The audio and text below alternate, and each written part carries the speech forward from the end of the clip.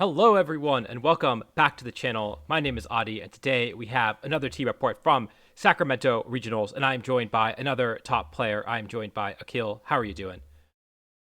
Hey, I'm doing great, Adi. How are you doing? I'm doing well. And yeah, I'm really excited to have you on the channel.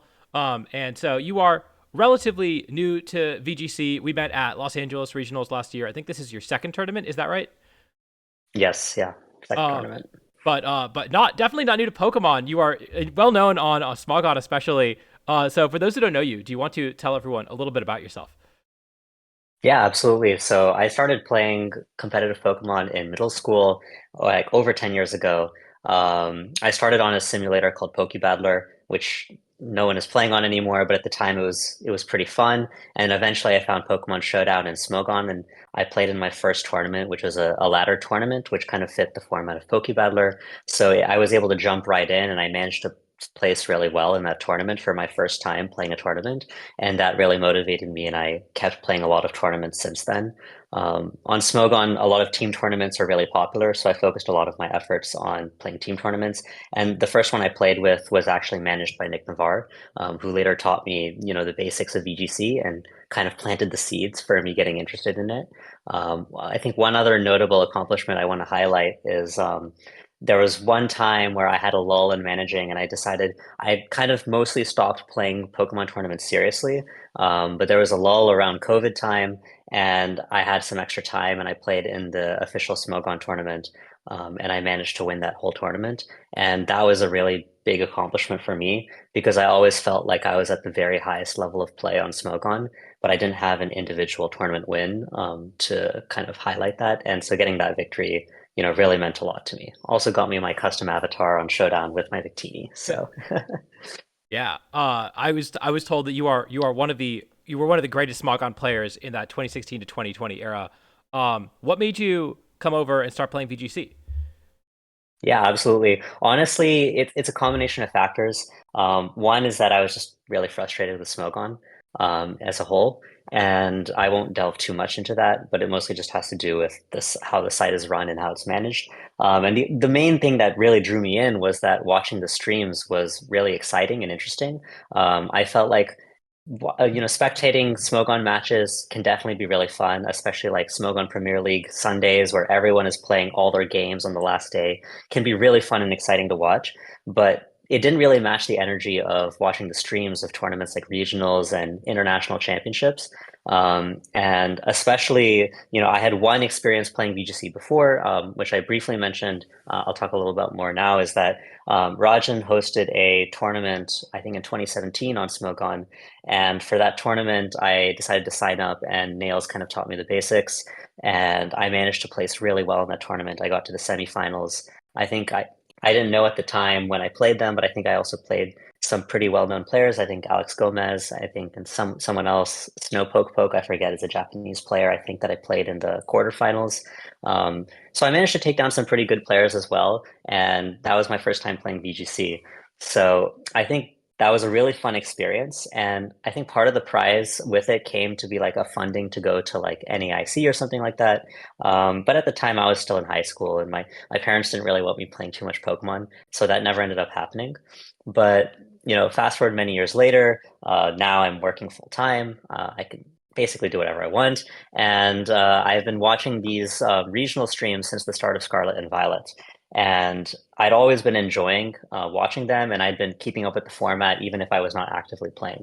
And I think start of Reg G, the first tournament, Rajan and Nails started day one completely undefeated, and then Rajan swept the tournament basically in day two, and it was just super exciting to see. And I had been interested in playing. I had recently built a team with Miraidon at the time. My team was definitely not as good as Rajan's, but it was so exciting to see him win in such a dominant fashion with a Pokemon that everyone thought was kind of bad. And, that really sparked a lot more interest in me to take a VGC and try and playing it. I also really love team building. So I thought that was really cool that he was able to take something new and kind of completely change the meta game with his victory. Yeah. That was super cool. That's super cool to see, and it's always great to hear. I know we had like Freezeye, for example, come play VGC for a year as well. And yeah, so it's always really cool to see small gun players and come over, and especially when you see some immediate success. Of course, like I said, we met at Los Angeles Regionals last year where you went 6-3, and your second tournament ever, making it to top cut, which is really exciting to watch. We were rooting for you on stream. And yeah, so let's talk about the team that you used. Like you said, you love team building, and you used a team that is very creative, not something that we've really seen a lot of in this format. Talk to me about how you built this team and what your approach to team building is in VGC. Yeah. So I'll briefly go over like the origins of the team. I mentioned it a little bit in I think one of the interviews on stream as well, so I won't spend too much time on it.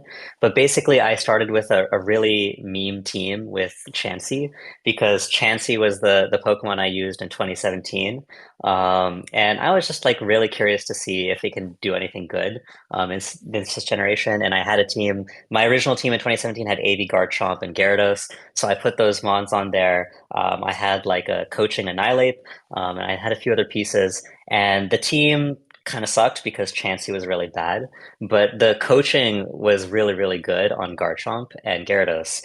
And I was kind of interested in playing more with that direction. And I think at the time of the team, like it was after the first regional Baltimore's, it wasn't like coaching wasn't that common as well.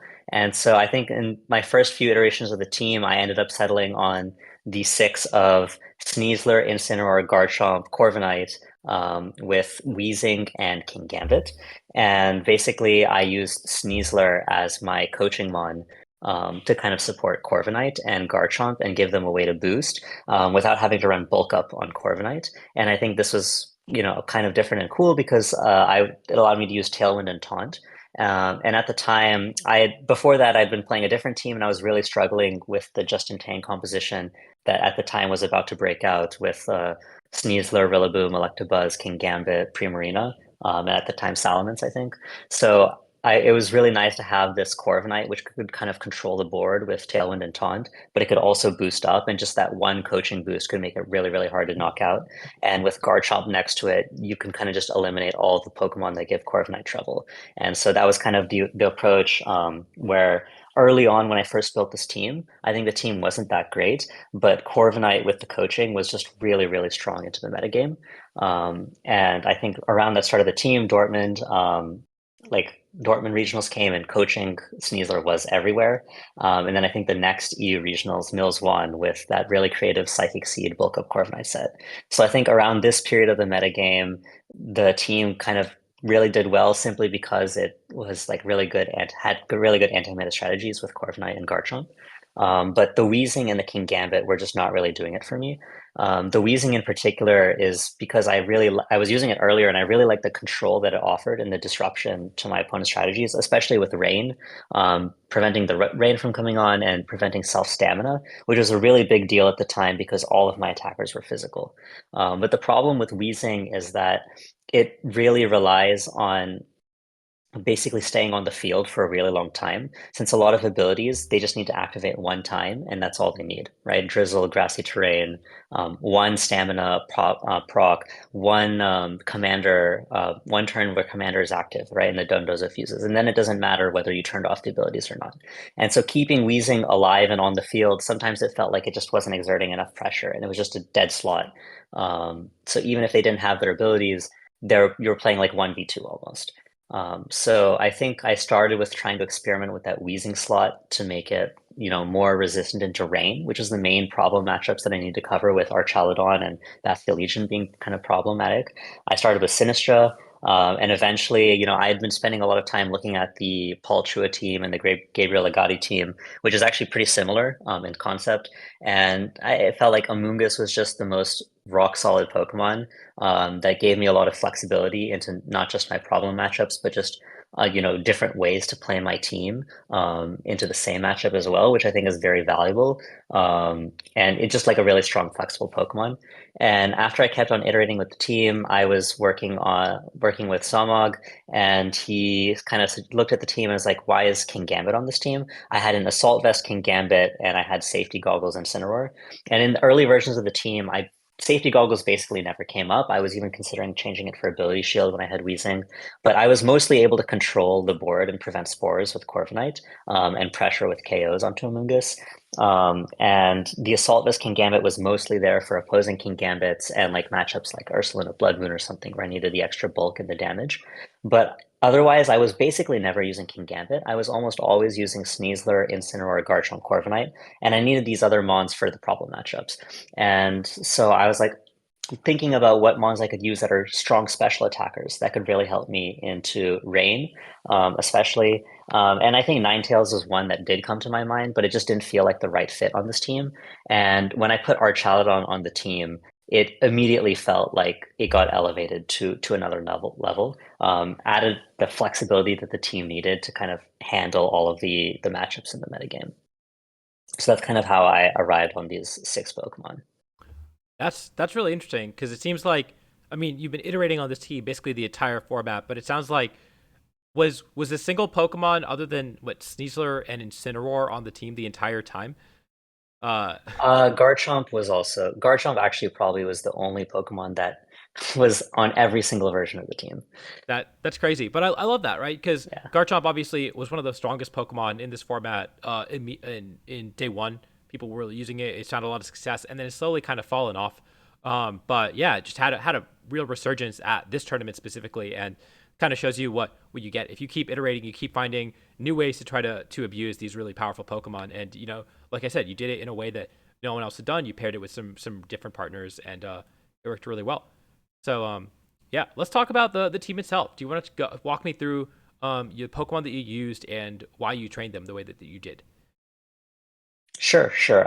Should we just go one by one? Okay, let's start with the star of the team, which is Garchomp. I think Garchomp was by far the most important Pokemon of my team. I remember thinking you guys released a Tub Takes where the title was, Garchomp has fallen off, Scale Shot Dragonite, right? And I'm like, man, really? Should I stop using Garchomp? But I thought about it, and like Garchomp it's just such an incredible Pokemon. Its stats alone are just like so strong. And the power of having like a really strong spread move cannot be understated, right? I think in Reg G also, this was like a big deal that some restricteds felt so much stronger than other ones. And I think for me, like Garchomp felt like my restricted in this format. Like just the ability to click EQ and just take so many KOs was amazing. And I didn't even need to have Corviknight next to me to do it. There were many situations where it was perfectly okay for me to KO my own Pokemon because my opponent couldn't do anything about Garchomp. I think one of the modes of this team early on when I was playing it into these Fevzi comps with like Mousehold Annihilate, Sinistra or Caledon type teams is I can just lead Sneasler Garchomp and just go for coaching. And if I just get like a little bit of chip into the Annihilate, or if they try to go for double protect to avoid fake out, the next turn I can just go for +2 Terra Ground EQ and just delete the whole entire board. And the game ends in like 3 or 4 turns. Um, so yeah, the Garchomp has definitely been like one of the strongest Pokemon on the team. And also you can see the team doesn't have that many Spore immunities. It only has a Mungus, which doesn't really exert that much pressure on the board as well. But Garchomp is really, really strong into the teams that typically use a Mungus, which are often like Incineroar, Goldengo, sometimes Porygon 2, sometimes Ursaluna, and various compositions like that. So Garchomp really is like kind of the star of the team. If there's a matchup where Garchomp, there's not a lot of Garchomp hate, I'm probably going to be bringing Garchomp because he's one of my main damage dealers. And Sneasler, I think, is a really, really key supporting piece as well, along with Corviknight. Basically, the coaching is when I wanted to use because I felt like it was a really flexible way to pressure my opponent. With Fake Out, you're pressuring your opponent to maybe try to play defensively to get around that turn. But if they try to go for Protect, then you can go for coaching and start boosting up your Mons. And just one boost can turn them on into like an absolute beast. And that you don't have to spend a turn setting up the Pokemon. So oftentimes I would play my Sneasler in a very sacrificial way where I'm just there to distract the attention of my opponents, disrupt a little bit, and get off a critical boost that kind of amplifies my damage to take some knockouts. And Corviknight is like the piece that kind of fits in really well with both of these, where it also really appreciates the coaching boost. With Tailwind, it can create a lot of boards where Garchomp just sweeps. There's many games where like I'm willing to sack 2 of my Pokemon even just to get +1 Corviknight next to Garchomp. and I just go for in under Tailwind, and I just go for Earthquake and Brave Bird, and they can't do anything to stop it. The coverage of like flying, especially flying, is such a strong offensive type next to Earthquake, and they just have really really good synergy together. Corviknight's also discouraging the Intimidates as well, and Taunt as well. Really really useful to shut down like defensive counterplay, like Spore redirection as well. Um, Protect even sometimes if you're trying to like prevent your opponent from stalling out turns of a Tailwind or something like that. So I think these three were like the main Pokemon. Incineroar was a Pokemon that I felt like it was just a really solid and strong option that gave me a lot of flexibility. And I put Assault Vest on it because I wasn't getting that much value out of Safety Goggles, and I no longer needed Assault Vest on King Gambit. So I'm like, okay, let me just try it and see how it does. And the Assault Vest and Incineroar just immediately like elevated the team to another level. I think I was at the time Blood Moon Ursaluna was getting a lot more popular with the Talonflame and DD Sneasler compositions, and being able to take those Earth powers and retaliate back was a huge deal, as well as taking hits from Primarina and just not really caring, and just this Incineroar plays in a really offensive way. I think a lot of Incineroar Amoonguss teams, they're more focused on like parting shot and pivoting out to like create good board positions, but I don't really have a setup that requires this. Like I think with works really well with Porygon 2 and Ursaluna or Goldengo, but I don't really have that type of setup move on this team, right? Like I do have setup in coaching, but it's a very high tempo, fast paced coaching type of setup, and it's just really looking to trade damage. So oftentimes in this Incineroar, the most moves I was clicking most are just knockoff and flare blitz. I wasn't even going for fake out that often. Really just looking to trade damage and weaken, put pressure on my opponent's position with intimidate as well. And then U-turn allows for a lot of interesting plays as well. Just pivoting out, getting my pieces in. And there's some synergy with the Archaludon as well, which I'll talk about in a little bit. Amoonguss there mostly for covering the Rain matchup and the Dondozo matchup.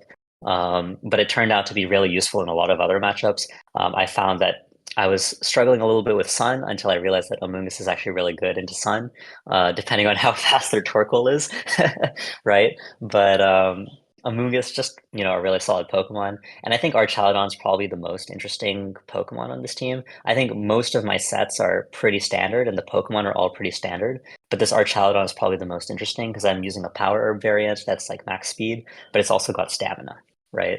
And so Archaludon was kind of on this team for Rain, and I found that most of the time I didn't really need Sturdy because the only attacks that were really dropping me from full health would maybe be like a +2 Goldengo Shadow Ball or like an unintimidated Sneasler Close Combat, which I really wasn't like letting myself be in a position to take most of the time. Um, and I really like Stellar Terra because I liked having that damage pressure onto Amoonguss and opposing Archaludon, as well as Dragonite. But I was really just to boost Draco Meteor and not really for Flash Cannon and Electro Shot. So I thought, okay, why not try Stamina? Stamina allows me to kind of take hits better, especially from Dragonite, which is really popular on this new Rain composition, the Elizabeth Rain, and kind of say like I can just ignore you, Dragonite. Even if I go for Dragon Terra, I can actually live, I think, 2 skill shots series. So it's like it allows me to amplify my damage for the move that I care about. It allows me to survive like EQ, Headlong Rush, CC if I really, really need to. And it also lets me just like laugh in the face of Dragonite. Lets me pressure a lot of like these Rillaboom Incineroar teams with setup a little bit more because they can't just like keep going for fake out and keep giving me stamina boosts if they have some physical attacker that's trying to take me out. And it just like creates like a lot of plays. Like for example, if I have Garchomp in, I'm threatening maybe to switch into Archaludon and just eat up all the scale shots and get a ton of stamina boosts, right? And I can just completely wall boards like Ursaluna Dragonite with something like that. So yeah, that's I think briefly like covering all the Pokemon. There's a lot more to talk about, like the synergies of the Pokemon and how they play together in specific matchups. But yeah, that's just like a brief overview. Yeah, absolutely. I think the Archaludon set especially is something that's very unique. I don't think we've seen a lot of Terra Dragon, but I think that you hit the nail on the head with knowing what to prioritize, knowing what matchups you bring them on to. It's interesting that did you feel like you needed protect on it, or did you ever consider something like body press to take advantage of stamina? I definitely needed Protect for sure. I think not being able to protect is the biggest downside of AVR Chaladon. And body press coverage definitely would have been nice. But it's just, and I even considered running Aura Sphere over Flash Cannon. I chose not to because I didn't want to be weak to Terra Fairy. But I think Protect definitely necessary because there were many boards where I want to just like sack something and bring in a Mungus next to Archaladon, and then they just like can't touch my combination of Rage Powder plus Archaladon dealing damage. Um, and I think also just in general, like having Protect forces your opponent to, they have to consider more options, right? It makes it a little bit more difficult for them to play, and I think that's always a good thing.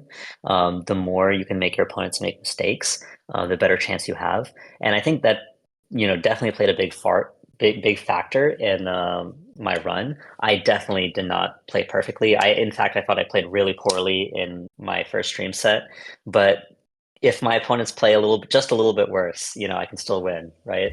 Mhm. So I think, forcing your opponents to make difficult decisions. That's why I never considered removing Protect on Amoonguss, never considered removing Protect on Archaladon. I did consider Protect on Sneasler, but I think the fake out pressure was too important. In combination with coaching and the way I played Sneasler is in a more sacrificial manner. And definitely one of the things I had to think very carefully about with Incineroar and Corviknight, which could often receive coaching boosts, is that if my opponent was cycling Fake Out to kind of deal with them, I didn't really have a way to stop Fake Out except for the Ghost Terra on Incineroar. So originally that Terra was Grass Terra on Incineroar, but I eventually decided that I'm never clicking Grass Terra to stop Spore, and I wasn't bringing Incineroar into rain matchups that often anyway, so I didn't really need the water resistance. The ground resistance was nice, but I think just resisting or being immune to CC and fake out was just more important. Mhm. Makes sense. And then I guess the other Terra type that I was curious about was the Stellar on Sneasler, where because you don't have Protect, like you mentioned, I feel like a lot of people tend to run Terra Ghost. Why do you choose to run Terra Stellar? Yeah, this is actually a really great question because I was considering literally at like midnight Friday, the day before the tournament. I'm like, man, should I switch to Ghost Terra? Because being pressured by opposing fake outs was really annoying versus King Gambit teams. And like I did consider Ghost. I think very initially, the very first version of this team, I just defaulted to Ghost Terra. But Stellar Terra was really important for rain matchups because it allows you to get the one shot onto Archaladon with close combat, primarily. And yeah, I'm really glad that I kept Stellar Terra because I ended up clicking it a lot more than I expected to, not just in that rain matchup. And most of the time with this team, I do go for offensive Terras. Almost always it's Terra Garchomp just to get more damage because a lot of times I don't really want to change the defensive profile of my Incineroar or my Corviknight or my Amoonguss except for like in really specific matchups. And even then it has to be at the right moment. Whereas most of the time I'd be wanting to Terra Garchomp. I'd Terra Archuludon every so often, but sometimes you just really want to keep that steel typing.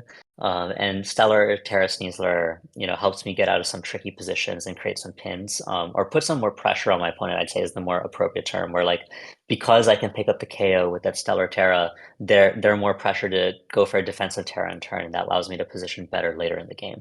And I think this was a big deal, in a lot of my games. I'll talk about, this is one of the sets I want to talk about later, but like opposing Ghost Terras definitely sometimes, encouraged me to not click fake out when clicking fake out probably was the best play anyway, because if they go for the Ghost Terra, I'm in a better position later. But yeah, like I just didn't really need it. There was not really much extreme speed going around either. So it was really just to dodge other fake outs, and I wasn't really getting faked out by Sneasler ever. My Sneasler wasn't getting faked out, is what I mean. Mhm. Yeah.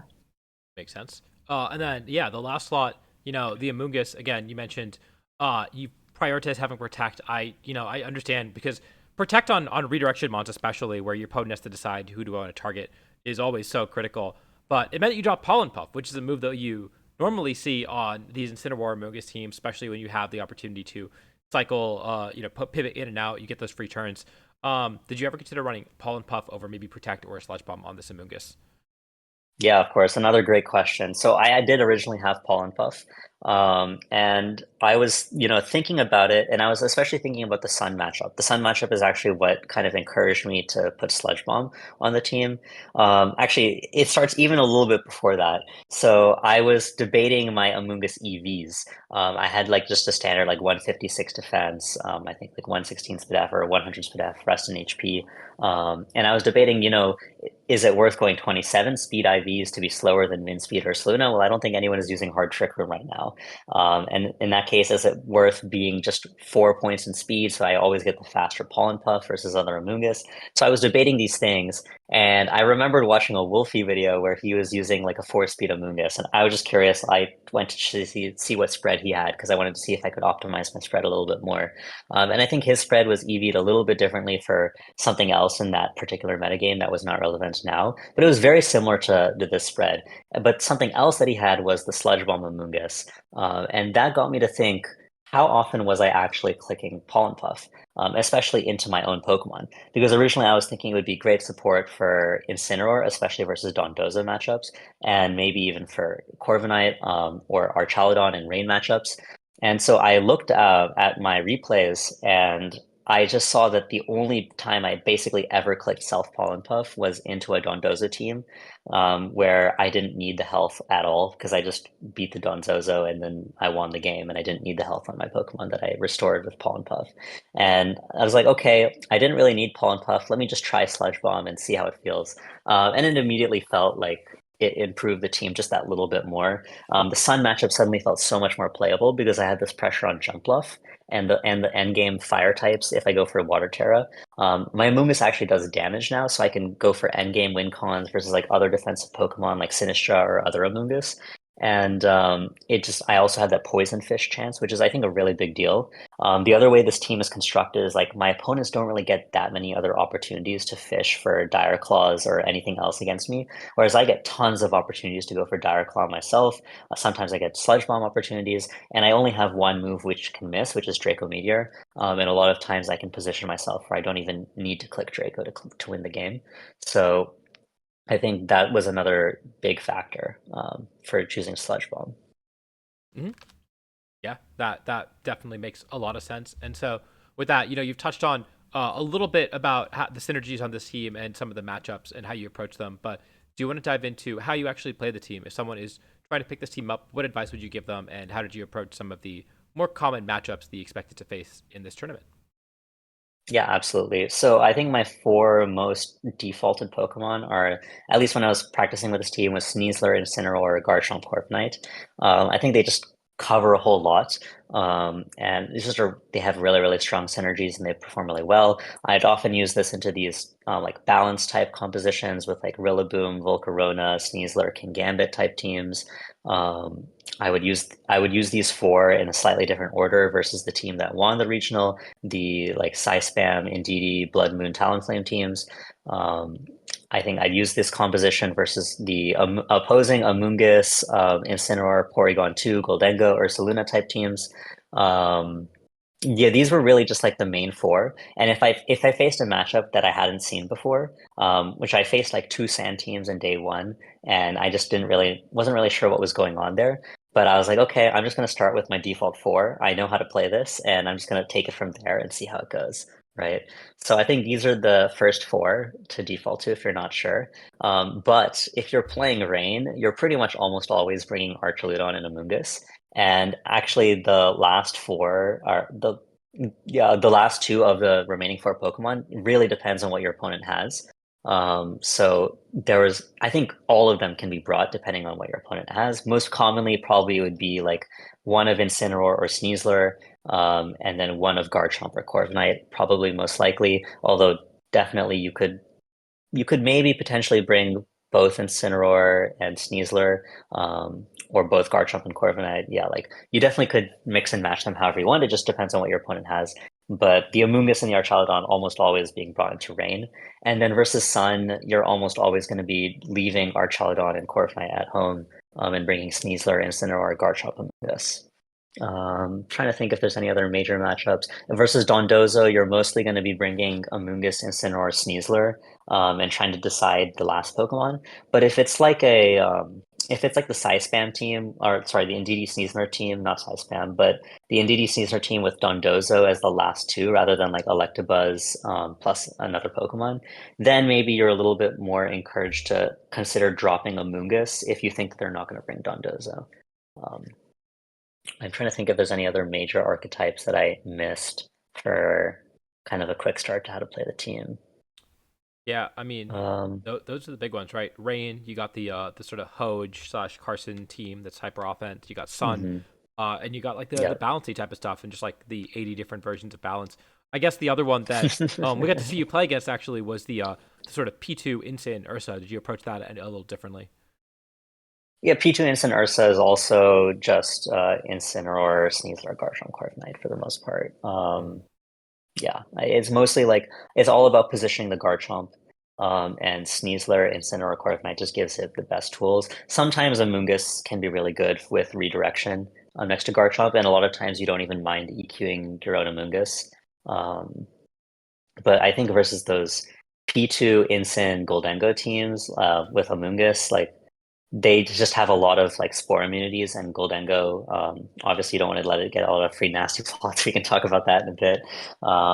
So Amoonguss just doesn't exert that much pressure. And a lot of these matchups, Archaludon can be good, and the Archaludon is faster than Max Timid Goldengo. And so I think it can be really good in this particular teams. Like for example, the one that Rios and one other player I forgot, Gomez, I think, used in LAIC, which had like Annihilate, Goldengo, it was Annihilate, Goldengo, yeah, Rillaboom, yeah, this exact team, yes, exactly. So this team, I think Archaludon is a lot better into, because you have the pressure on the Dragonite, you have the pressure on the Rillaboom, the Incineroar, and the Goldengo. Um, and there's only really the Annihilate that pressures the Archaludon on this team. And the Annihilate doesn't have Protect, so oftentimes, like one of the goals is just to eliminate that Annihilate and then kind of pressure. I think these Goldengo teams, you really want to have Garchomp as well. And actually, yeah, I think in my top 8 set, I ended up settling on using Archaludon with Garchomp as my two ways to pressure Goldengo. And then I mixed between like Incineroar or Amoonguss as my last Pokemon with Corviknight, right? So Mhm. Archaludon can definitely be mixed up into these teams, but you have to be really careful because you only get one Electro Shot, and sometimes you can just be really weak into the Steel type Pokemon once it's used up. So oftentimes you really want to have Garchomp with him to pressure those Pokemon. Yeah, makes a lot of sense.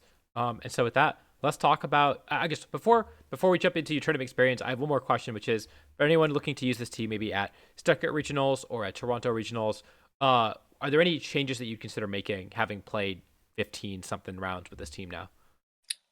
Yeah, I think the only thing I would consider changing is maybe going more speed on Incineroar.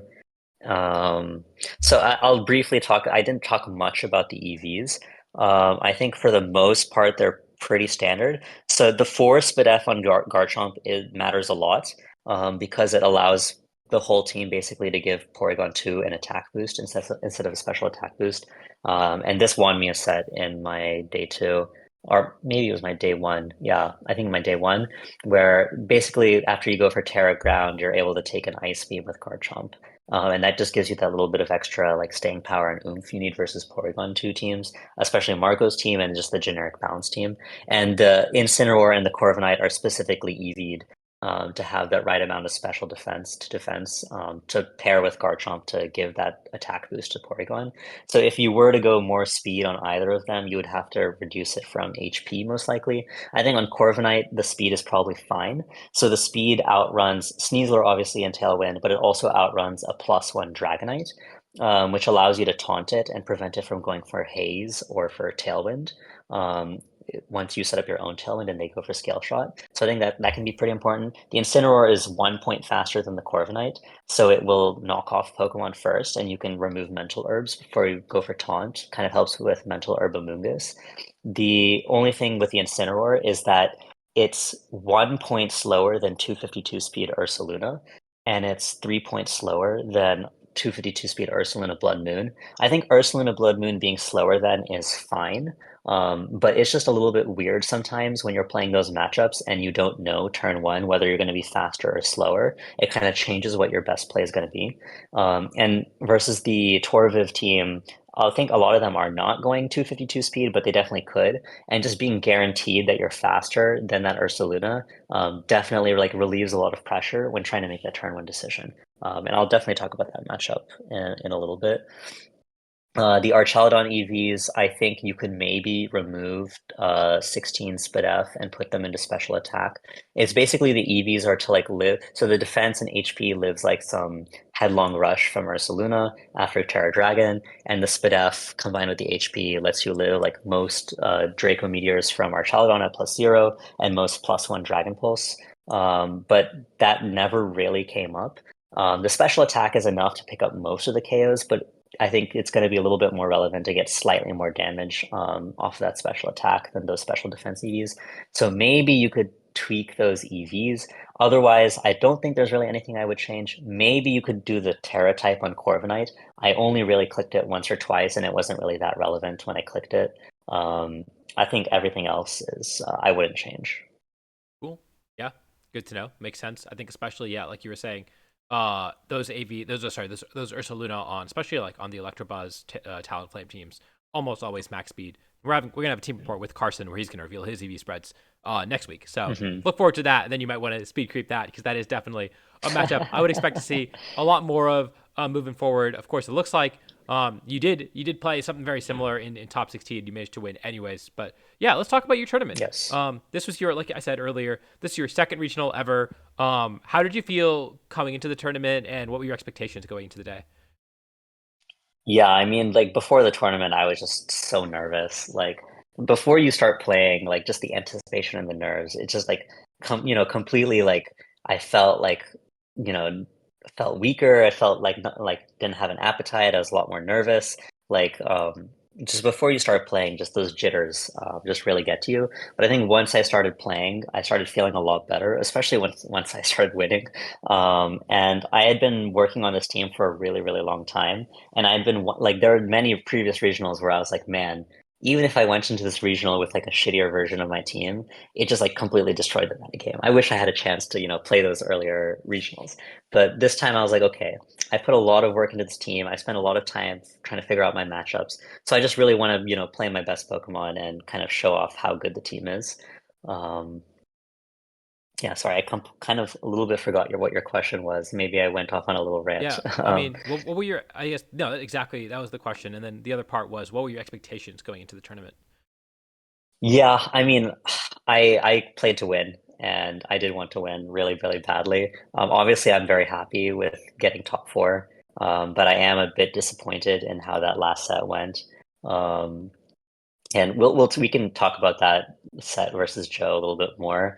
At the moment I felt like maybe I had choked and thrown away an opportunity in those games. Looking back, it was really not so clear. It was mostly just about like improving my odds, but I never really had a 100% win plan anyway. And that's kind of the nature of Pokemon. Is it's a really volatile game. You can go into a tournament with like the best prep, the best team, and just get completely iced out by bad luck, right? And I think the fact that my team is not as vulnerable to luck definitely helps. But when you're playing something like this, like super fast sleep pattern, with a team with as few sleep immunities as I do, which I think is a fine weakness to have in the team, it's just that against this particular Sun team, I have to make some gambles. And I have to pray that the odds will favor me over the long run, which they should. But in this case, they didn't. Um, so yeah, like I really wanted to win the tournament and then not have to grind to play in Worlds, but I'm very happy with top four. Yeah. And so yeah, talk me through your tournament run and give me some of the highlight matches that you played. Yeah, so I think probably the most interesting matches I had in day one were against Justin Karras and against Suika. Um, yeah, these Justin had an extremely cool team, and he completely outplayed me. Especially game one, it was just like a total destruction. I literally like at the start of game one, I'm like, dude. I don't even remember. Like Kilowattrel is faster than Sneasler, right? But I like wasn't sure. Um, and he had this like Specs Kilowattrel. I was pretty sure the four he was gonna bring would be T-Tar, sorry, not T-Tar, Kilowattrel, Amoonguss, Kommo-o, and Incin. The Kommo-o is pretty scary because it's got Iron Defense and almost all of my attackers are physical. So I really need to force it to steal Terra so that my Sneasler and that my Garchomp can hit it. So the four I was basically bringing into this every game were Sneasler, Archaludon, Garchomp, and Corviknight. And basically, it's all about can I position my Garchomp appropriately and get enough damage through his defensive pivots with Amoonguss and Incineroar? Can I position my Corviknight in a good way against this Kilowattrel? And can I pressure his Como to kind of make defensive plays? So I think first game, he just, completely outplayed me. I made way too many committal plays trying to like deny Spore or, try to deny some setup, and it just allowed him to like position around me and get the setup that he wanted, get the damage he needed with Kilowattrel. Um, Honestly, I should probably pull up if I have any notes. I didn't really write too many notes when I was playing this. But yeah, like game one, he just completely outplayed me. And I think in game two, he was also, for the most part, completely outplaying me.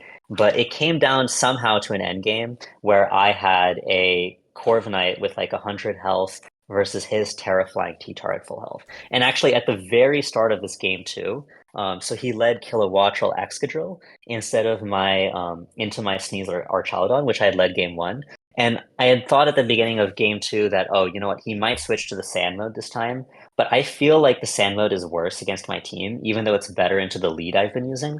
So I'm just going to stick with the same lead. And he did indeed lead the Kilowattrel Excadrill into my Sneasler Archaludon. And I remember thinking, man, I should really just fake out that Kilowattrel. He's not going to Ghost Terra. He's going to try and Volt Switch, bring his Tyranitar in so that his Excadrill becomes faster than my Sneasler and he just knocks out my Pokemon, right?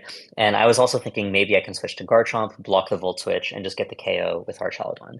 And in the end, I was going to make the Garchomp switch play, but I panicked. I switched to faking out the Excadrill, and then I had such little time. I was trying to hit Electroshot on the Corviknight, sorry, on the Kilowattrel, and I accidentally ended up targeting the Excadrill instead. So he got a Volt Switch out to his Tyranitar. I faked out his Excadrill, and then I clicked Electroshot into the Excadrill. That was already on the field. So that was like a really, really bad start to game two after getting completely demolished in game one. So I really, really thought that like, oh, I'm definitely going to lose this game.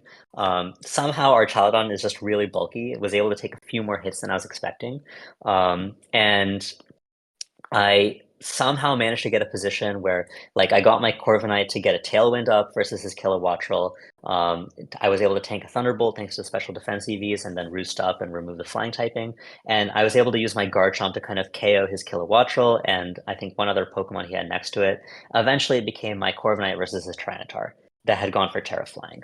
And the round before this, I had played Raphael, and somehow I had won an endgame with Corviknight versus T-Tar that I thought I had lost. In fact, I was at 34 HP and I thought the game was over. I was looking at the team sheet trying to figure out game two, and I clicked Brave Bird instead of going for Roost. And he clicked Rock Slide instead of going for knockoff or something, or low kick actually was his best play. And then I remember looking back at the game and wondering like, why is it still going? And then I realized that he like clicked Rock Slide and missed. And then I started going for Roost, and for some reason he kept clicking Rock Slide instead of going for low kick, and then I was able to win because of that. Now versus Justin, I had a lot more health in my core, so I knew it was a lot more winnable. But because I did not get the Electroshot on the T-Tar, I needed 4 Brave Birds to KO it instead of 3. So I was able to buy some time because I was able to go for the fast Roost first on a Rock Slide and then keep my Citrus Berry. And then I was able to like chip his T-Tar down little by little. But then at the end, there reached a point where like it was obvious I was going to go for Roost. And I'm like, Justin's a good player. He should know to go for low kick. But I knew from the previous game that the low kick actually did a lot less damage than I thought it did. Apparently, Corviknight is not as heavy as I thought it was. So I decided it did like 100 damage. So I decided, okay, whatever. He's probably going to low kick. Let me just go for Roost. I might just heal a little bit of HP anyway, and that might just be exactly what I need. Honestly, I wasn't even writing down the damage rolls properly, which I should have been doing. So I should have known whether I needed to go for the Roost or not. But I clicked Roost, and the low kick did a higher roll than it did previously. So maybe he had more attack investment. Maybe the platform was a high roll. So I'm like, okay, I can't keep going for Roost. He's just going to keep getting more chip on me. I just need to hope that he goes for another low kick and I live the Brave Bird recoil and the low kick damage. I kind of estimated that I might be able to. I went for the Brave Bird. He didn't go for the knockoff or the rock slide. He went for the low kick, and I lived on 5 HP. And that's how I won game two. So it was like the most ridiculous way to win game two after I had just previously won a 1v1 with Corv Knight and T-Tar. So after that game, I had a game three, and then game three, I think I played much better. I was able to use my Archaludon to force his Como to go for a Terra Dragon. He did get up an Iron Defense boost, but I was able to position my Garchomp to get a coaching boost, and I managed to KO his Kilowattrel on a switch. A lot of times, Justin was playing like really, really safe, solid plays where I could expect most of his plays, but I didn't have good ways to punish it. But in this game, I finally had set up a board where I actually had a good way to punish it. I hard read him to protect his Como, and I KO'd his Kilowattrel on the switch. And that just opened up the whole board for me to go for coaching and EQ. And it reached an end game where he had an opportunity to maybe switch an Incineroar to get an Intimidate and get some more leftovers on his Como. But I predicted him to go for the Rage Powder to try and dodge a close combat. I went for the coaching, Terra Ground +2 EQ, and I KO'd all three Pokemon on the field and won the game off of that read. So it was a really, really tense set. I think he had a really cool team, and for the most part, he completely outplayed me. I think I just had a little bit of a matchup advantage due to Garchomp being really, really good into his team and able to get it just a few critical calls right. Yeah. So yeah, that I think that was probably the most memorable set I had in day one. I think I played two of these Torviv teams, one versus Suika and one versus Karan in day two. And I do want to talk about this matchup in general, as well as like some details of the specific games I had. Because this team you're probably gonna face a lot of, and you definitely need to know how to beat it. Um, so yeah, I think the last mon choice actually matters a lot here. So versus Suika, he had Incineroar, and this is the one I actually had more practice against, whereas Karan had Goldengo. So versus Suika, I thought it was pretty likely that he would lead Ursaluna Dragonite, with like Archaludon and Pelipper as the last two. And for the most part, people tend to use these four when they have Sinistra and Incineroar as the last Pokemon. And so what I'd practiced is leading Sneasler, Corviknight, and into the into the Ursaluna and Dragonite, kind of pressure them to get some damage and control the board with by matching my Tailwind and going for Taunt, and then getting in my Archaludon to kind of just start boosting, do a lot of damage, and then protect it with the Mungus. So that's kind of like the game plan that I had game one, but he actually led with Archaludon. So I knew, thankfully, that my Corviknight would probably live the Electro Shot and that he would probably switch to Pelipper. So I just kind of targeted down the Pelipper and ignored the Archaludon for a little bit, knowing that it would eventually be forced to go for the Terra. And then once it does, I can just bring in my Archaludon and just KO it with Electro Shot. So kind of that's how I managed game one. Game two, he finally went with the Ursaluna Dragonite lead, and I had actually switched up to leading my Archaludon, which I normally try to do to catch rain leads after I lead Corviknight. But he actually led the Ursaluna Dragonite, and this put me in a tricky position. So I thought that it was very likely that he would protect his Dragonite, but I wanted to go for Fake Out on it anyway. And then I wanted to go for Electroshot on my Archaludon to boost. And I thought it's pretty likely that he'll go for Earthquake with Ursaluna, so I can live the Earthquake anyway, and I didn't want to commit Dragon Terror right away. And I thought to myself, okay, if he's going to protect his Dragonite anyway, why not just Electroshot into the Ursaluna in case, because he might just go for a double protect, right? Why not just Electroshot into the Ursaluna in case he goes for Ghost Terra?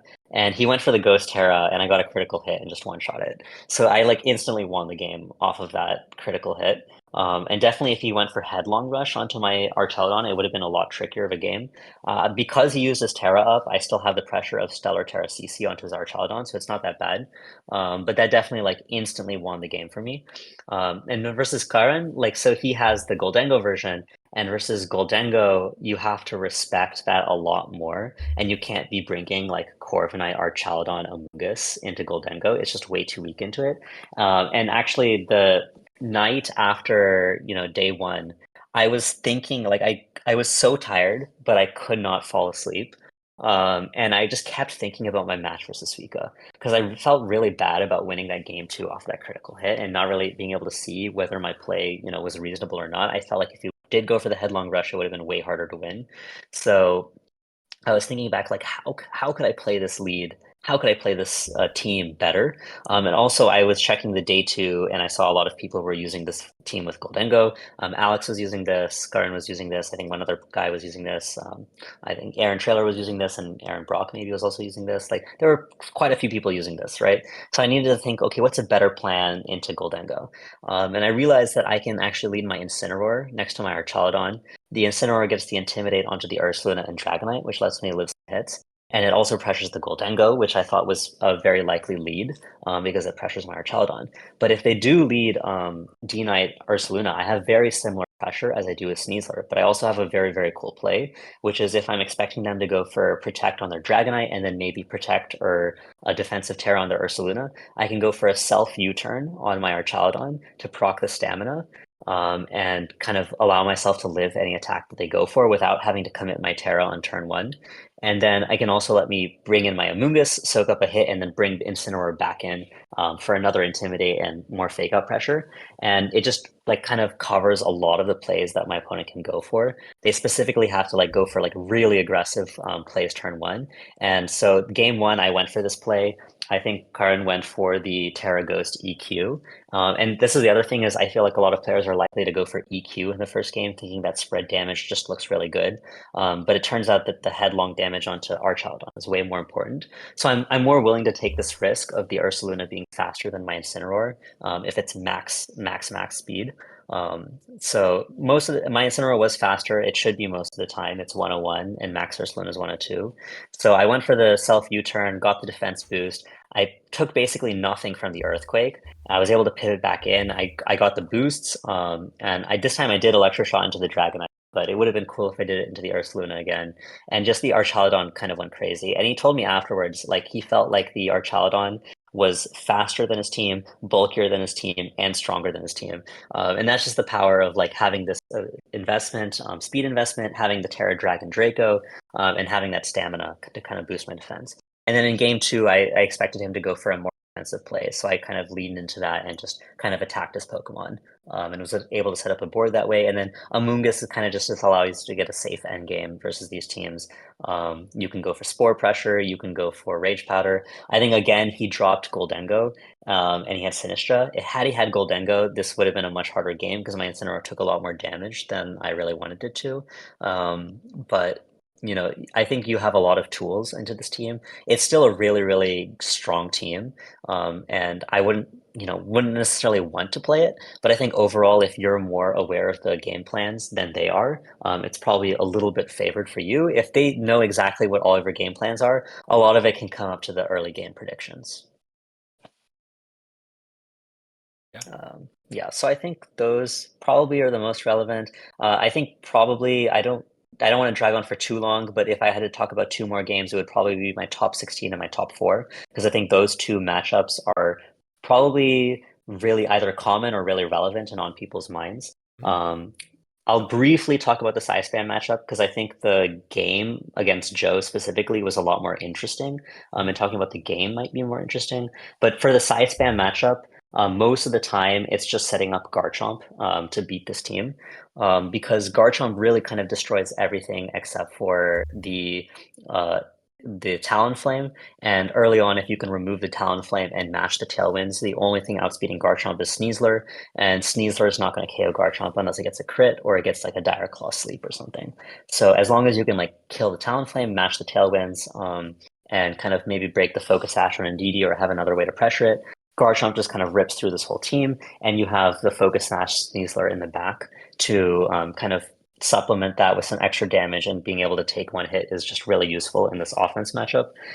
So normally to do that, I usually go for Corviknight and Incineroar versus these teams, and I just try to target the Talonflame early. I pressure the Fake Out, but I don't really go for it because they have Psychic Terrain, and I don't really care about taking damage on my Incineroar. I'm mostly just using it to kind of trade damage and set up a good board for my Corviknight to kind of control the speed so that my Garchomp does not get outrun by Ursaluna and Indeedee. And the only thing about this particular team is that his last Pokemon is this Terra Electric Archaludon, right? So in game one, he led Talonflame Ursaluna like I expected, and he made a really smart play of preserving his Talonflame so he could stagger his Tailwind. It didn't quite fully work because his Ursaluna was slower than my Incineroar. So in this particular way that he chose to play the game, being faster was definitely an advantage for me because it allowed me to get a lot of damage on the board. Where even if he did get that staggered Tailwind later, his Pokemon that were gonna benefit from that Tailwind were already taking a lot of damage anyway, and I could kind of use my Sneasler to sponge the hit, get the end game with my Garchomp versus his Sneasler, and there I don't care about the Tailwind. I'm just gonna take the hit and KO it back. So I think game one went pretty smooth, but he just did pretty well in game two. So I thought he would lead Archaludon into my Corviknight. And he has this, he's actually Modest, Terra Electric, and I completely forgot that he had Helping Hand on the Indeedee. So before the game started, I was like, you know what? He's probably going to lead Archaludon, but that's fine. I have Fake Out Pressure into it, so I can get the Tailwind. And even if he leads Indeedee, which I thought he might do, it's really, really weak to the Garchomp. But you're like, okay, he could do it. I can just switch my Corviknight to my Garchomp, eat the Electric Shot, U-turn out with my Incineroar, bring the Corviknight right back in, and I'm just like chilling, right? It's just like such a dominant position for me. And then I kind of pussied out on the play. I'm like, wait, what if he just goes for like Expanding Force, Electro Shot? I wasn't sure if his Indeedee would be faster than his Indeedee is definitely faster than his Archaludon because it's Modest. So he can kind of chip me without proccing my Citrus Berry. So I kind of got scared of the play. I didn't want to take an Expanding Force on my Garchomp. So I was like, okay, let me just go for Terra Fire Corviknight and just live the Electro Shot. And every time I've gone for Terra Fire Corviknight, it's basically not done anything useful for me. He went for Terra Electric, Helping Hand Electro Shot, and just completely one-shot my Corviknight. And that was like a really, really bad start to the game because then I broke the Indeedee Sash, but now I kind of have to KO it because he can set up Trick Room if I don't. And once I do KO it, he can just bring in Talonflame, and then his Archaludon is kind of just plowing through my team. I had one opportunity to call out an aggressive play, but I didn't get that. So he kind of was able to outplay me in game two. But in game three, I was like, okay, if he's going to do this, let me just lead the Sneasler with the Incineroar. I'll save the Corviknight in the back for speed control later. He ended up leading Sneasler and Indeedee and going for Helping Hand CC onto my Incineroar. But once again, in this matchup, I don't actually really care that much about the Incineroar. I'm mostly just using it to kind of divert attention from my opponent. And I was able to break his Indeedee Sash and kind of just position my Garchomp and Corviknight in a way where he couldn't really take it out, especially since he dropped the Archaludon.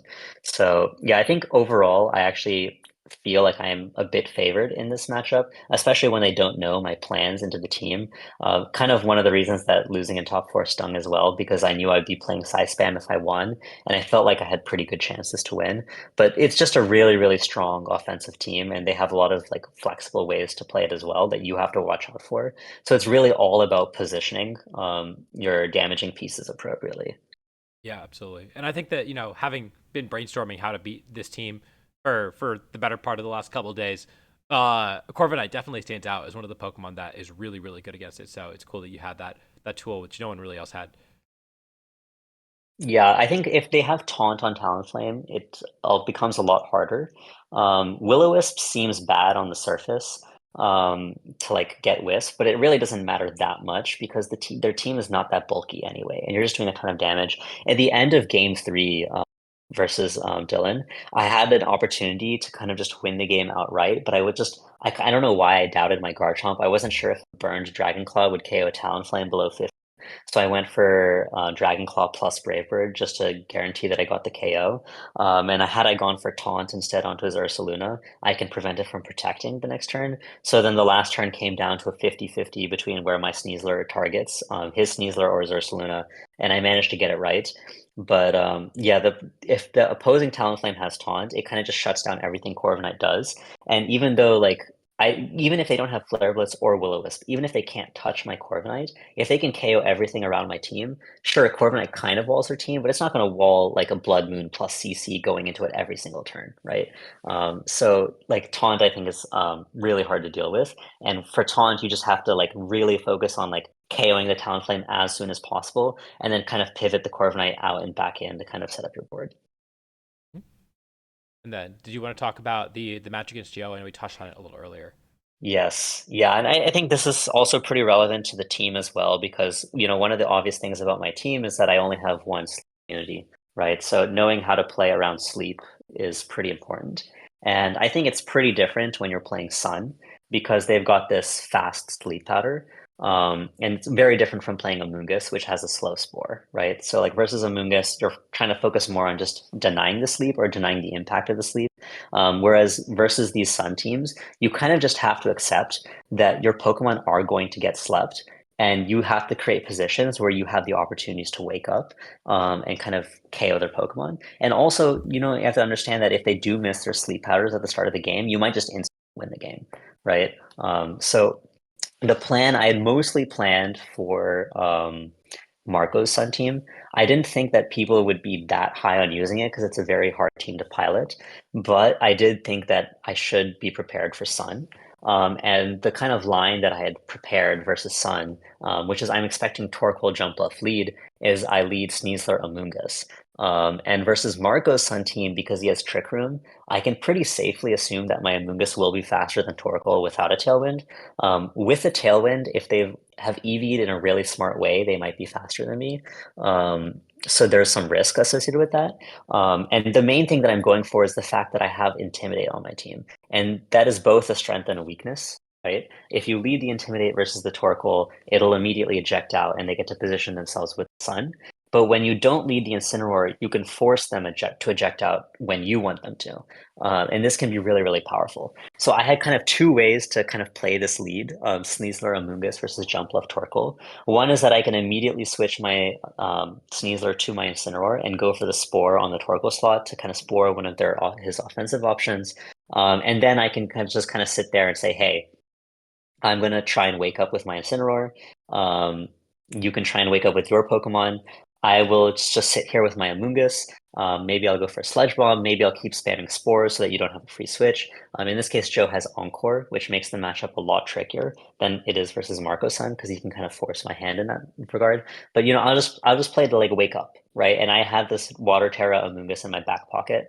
I don't want to go for it too early because then I put my Amoonguss vulnerable to the Jump Bluff to get Spored or Leaf Stormed. But if I do it at the right time, I can survive a key hit, get off another Spore or maybe a Sludge Bomb, right? But it's really much better if I can take the fast sleep with my Sneasler and burn a sleep turn and then burn sleep the Torkoal because then I keep this Intimidate in my back pocket. And I can, burn another sleep turn. I can try to catch him going for a switch to King Gambit because one of the plays that he can make to counter mine is switch the jump left to King Gambit. As he'll get the faster switch, my Incineroar will come in. I'll give him the Defiant boost, and he can swap the Torkoal out back out to jump left to block the Spore. Right, so that's a really dangerous play that I need to account for. But if I just stay in with my Sneasler and just try to wake up, I am risking his Torkoal waking up too, but I also catch him trying to make that play, and then I can always go for that same play later, right? The next turn, I think, okay, the Torkoal slept 2 turns. It's really time for me to not risk my this, right? I can just force the Torkoal out, sleep a Newmon, and keep the pressure up that way. And I can kind of play around whether he chooses to go for Tailwind or Encore. If he goes for an early Tailwind, then I'm going to lean more into like wasting more of his Tailwind turns. Or if he goes for the early Encore, I might try to play like a more offensive approach, right? So this was kind of my thought process going into it, and I didn't know the key factor that I didn't know is this Torkoal faster than my Amoonguss? And it turns out that obviously, in retrospect, it makes sense for his Torkoal to at least be 53 speed to outrun Ursaluna Blood Moon with his own Tailwind. So in retrospect, obviously his Torkoal is going to be faster than my Amoonguss. But at the time, I was like, that's a lot of speed to run on the Torkoal. Maybe he doesn't have it, and I was willing to take that risk. Obviously, it did not pay off for me, but I think I did actually have an opportunity to win in that first game that I kind of missed. It probably won't make sense if you don't remember the matchup fully. You'll probably have to go watch it. But I had an opportunity to wake up my Sneasler, and I did actually get that wake. So an important thing to note is that the chance of them hitting a sleep powder and you staying asleep for more than one turn is a 50-50. So you have a 50% chance of just waking up, or like you have a 50% chance overall of getting a hit off in the turn where like the jump left spends one turn to sleep you and you spend one turn, but then you get that turn back 50% of the time by just KOing them. 25% of the time they're going to miss their sleep powder and they waste their turn, you get a free turn. And then 25% of the time you're going to sleep longer than one turn and they're going to get a free turn out of it.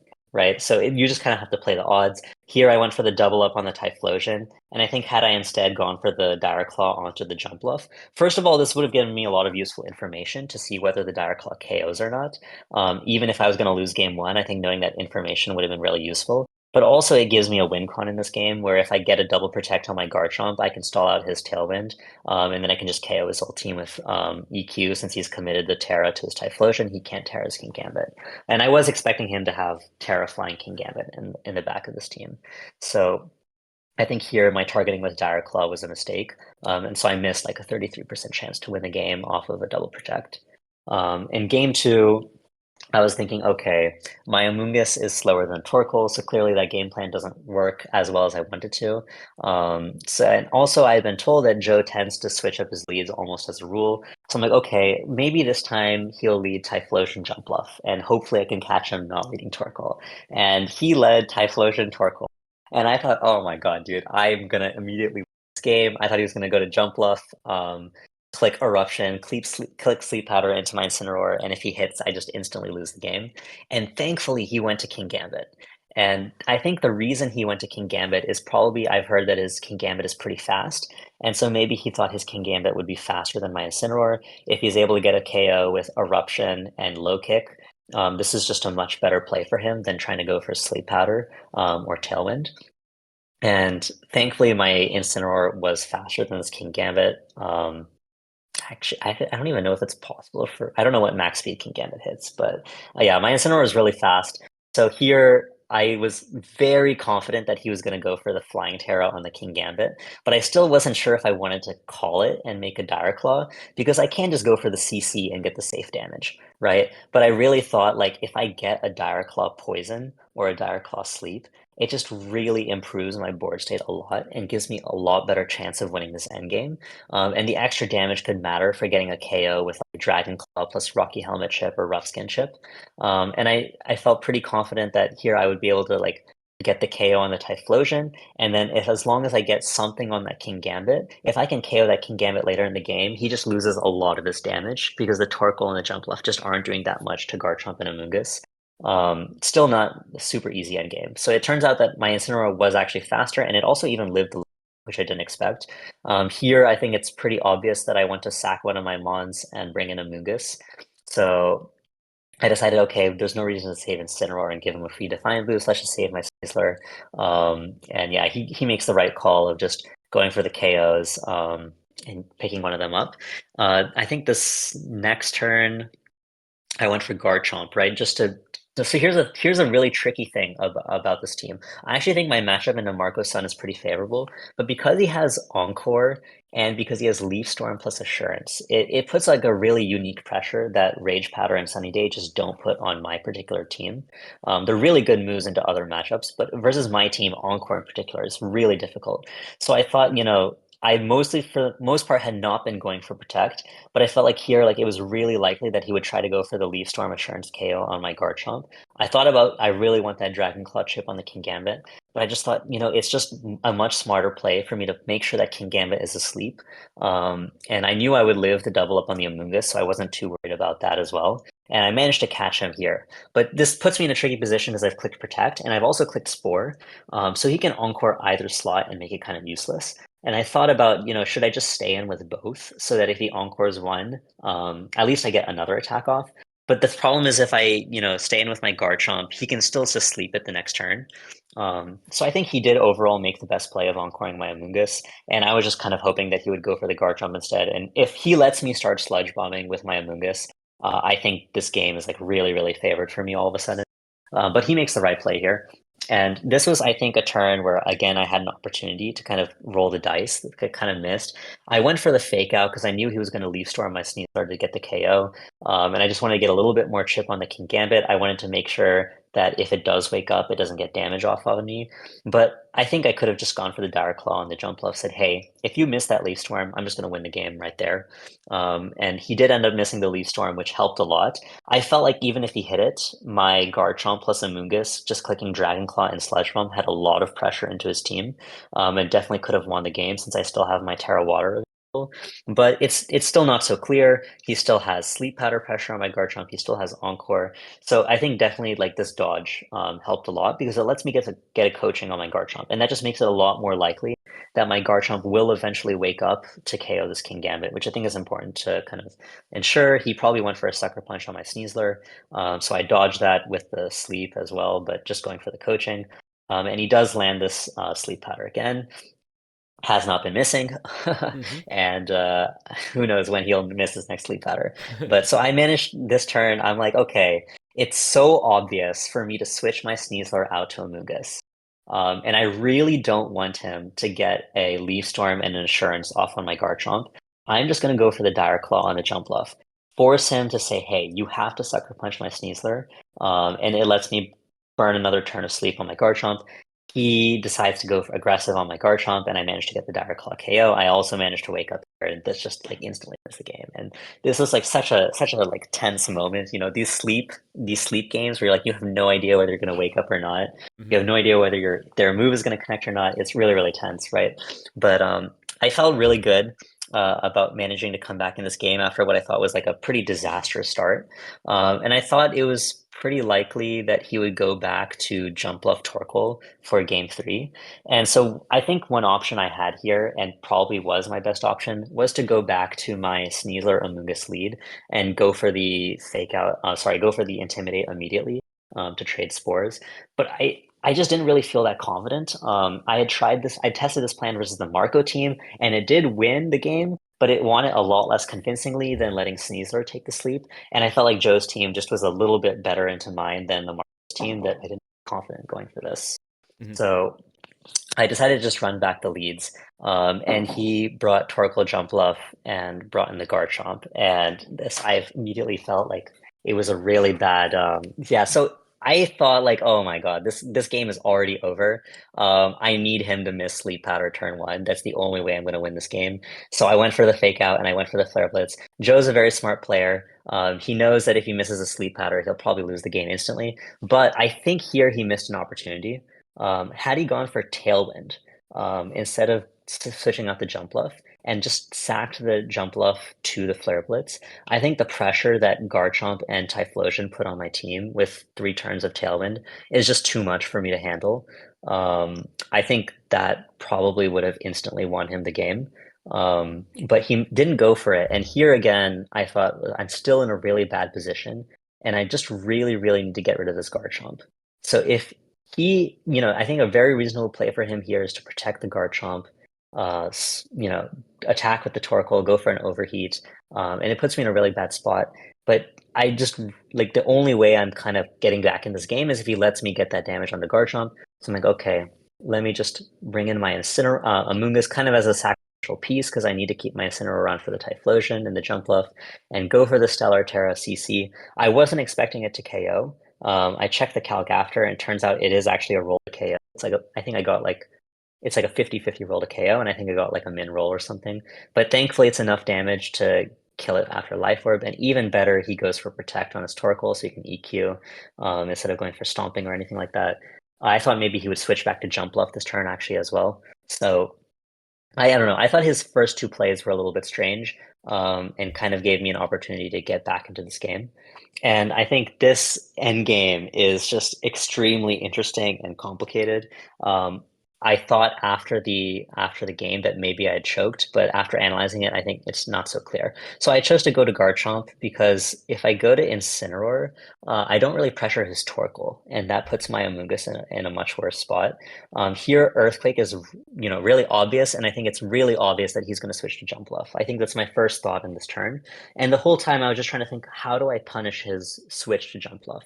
And I think in the moment I thought about it, and I kind of forgot that his Torkoal is faster than my Amoonguss, and I'm like, oh, why didn't I just Dragon Claw the Jump Bluff and KO with Sludge Bomb? But had I gone for that, he does actually get the overheat onto my Amoonguss, so that play would not have worked. So I go for the safe Earthquake. I don't really care about the damage onto my Amoonguss, and I get the KO. But an opportunity I had here actually was to read this play, because this was the play I was expecting him to make, and go for a Stomping Tantrum onto his Torkoal and switch in my Incineroar. And had I done this, it kind of allows me to do 2 things. So the main thing here is I really want my Amoonguss gone, and I want my Incineroar on the field, but I can't really do that safely, because if I go for Protect, he can just Encore me. So Wait, oh my God! Wait, switching I to Instant here and stomping the Torkoal would have been a crazy play. That would have been so good. Yeah, and the crazy thing is, even if I make that play, it's still not a clear win. I do have one play that instantly wins the game off of a read, and I have plays that are like greater than 50% wins off of odds, but it's still not very clear. But it definitely would have been better than this result, which is, I think, in this end game, I have to dodge one of two sleep powders, and he ends up hitting both, which is, I Yeah. think, like So, it's favored for him. It's 9 out of 16, right? mhm. So this, So well, yeah, you I also think had a chance go to ahead. wake up, I think, right? So I was watching this on Not with stream, the way I play it. Yeah. right? So I was watching this on stream, and it seemed like the play that you made, I believe, was you just attacked with Garchomp and you sacked the Hmm. Amoonguss, right? Whereas what I was Yes. thinking was you protect the Garchomp and you switch it into Incineroar, and then you have the ability to Flare Blitz the jump off, the sun runs out, and yes, he's going to get an Encore off, but you're going to wake up eventually, right? And I think that I wasn't sure if that line was better or not, but that was the line that I was thinking about, right? Was that what you were Yeah, thinking? so a lot of people suggested this line to me afterwards, and in that moment I thought, oh, that makes so much sense. I'm stupid. But actually I thought about it later and I don't think it wins. So I am assuming you're saying sack the Amumus, protect Garchomp, then go to Incin and then go for Dragon Claw plus Flare Blitz into Jump Bluff, right? And he can Yep. only like Encore or sleep one slot, right? Yep. So what happens here is if he just goes for Encore on the Garchomp, he doesn't have to click Sleep Powder, and he just goes for Terrifier Eruption, and that eruption does over 100, like over half my health to Incineroar. So I'm just gonna lose if I go for this play. Basically, I think the only way I win is if I get like enough. Like I need a double protect. I think with Garchomp maybe to like survive the eruption and get out of Encore Lock. I think that's the only way I win. Mhm. Um, so I think it doesn't actually work because that eruption does just too much damage to me. In this particular situation that I'm in, I think I can't. Yeah, I think I have to go for the attack on Typhlosion. I just don't have a better play. And so, very relevantly, he did get a crit overheat onto my Incineroar. Had he not gotten that crit, and he misses the sleep powder on my Incin, I should be living the Leaf Storms afterwards, and I can probably wake up and win versus the Jump Bluff. So in this end game, he had to hit two sleep powders, which is favored for him. I did have a play here where I can make it a 50-50. It's because the thing is, he did already land the sleep. So like it's a 50-50 for them like landing the sleep and then me waking up and in one turn. But now that I already know that he's landed the sleep, I only have a 1/3 chance of waking up on this next turn. So I could have gone for the fake out onto the Typhlosion to get that one extra turn of sleep. And if my Garchomp wakes up, I win. Because then it doesn't matter that he can Encore Lock me into fake out. But I only have a 33% chance to win that way. Probably still better than the 25% of him hitting the sleep powder on my Incineroar, which he also hits, right? So I think here going for fake out just gives me slightly better odds. I should have also gone for protect with the Garchomp if I chose to make this play because it can reduce the eruption damage if I do wake up. But yeah, that eruption just does a lot. And then he crits the next overheat, which puts me in range of Leaf Storm. If he misses this sleep powder here and doesn't crit the overheat, then I think Incineroar should win this endgame. Mhm. But yeah, it's a really, really tricky endgame. Had I instead gotten the switch to my Incineroar and I had Amoonguss in the back, it gives me a lot of other options because I can switch my Garchomp out on a sleep powder and just KO the jump bluff. And if he doesn't sleep powder my Incineroar, that instantly wins the game. And I still have opportunities to stall out the sun by doing switching. And I can have opportunities to like go for fake out or protect and then switch to get out of an encore lock. So I just have a few more options in the end game, but it's still like a very tricky end game. And if he Mhm. hits all his sleep powders, like if I assume he's going to hit all his sleep powders, it's really hard to find like a consistent way to win this end game. Right. I do. I guess the other thought that I had while we were talking through this is I wonder if you because he Terrafired, if Flare Blitz was better into Typhlosion because then he's locked into Eruption. You've done, but you're also taking a bunch of recoil there, so I'm not sure how those I calcs thought played out. about it. I felt like the recoil would be too much. Mhm. I didn't know whether it would put him into Blaze or not. I knew knockoff would not Blaze after the Terra. Um, yeah, I'm not sure. Maybe I did consider the fact that keeping him locked into Eruption might be better, but I Mhm. felt like the recoil probably is just too much. Yeah. Yeah, I mean, it's a really, that's the thing about these sleep powder games that it's so complicated because the decision tree, just like, it's not just what decision do you make, what decision do I make, but also, do I wake up? Do you hit your sleep powder?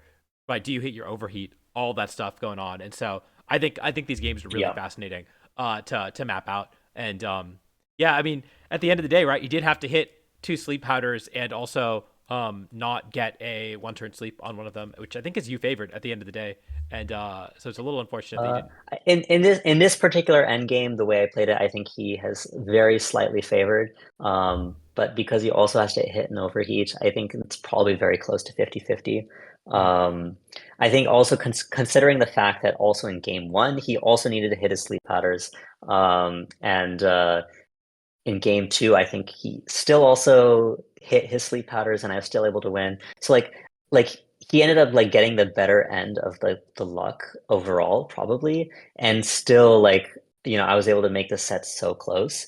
And I think definitely like that's just the nature of I think like my team looks very sleep weak at first, but because I just have better tools to trade damage with him, it's kind of okay in the long run as long as I'm able to position it properly and not let him fish too freely against me, right? So I think like if we were to play this set the same way, same plays, several times, I would probably win slightly more than not.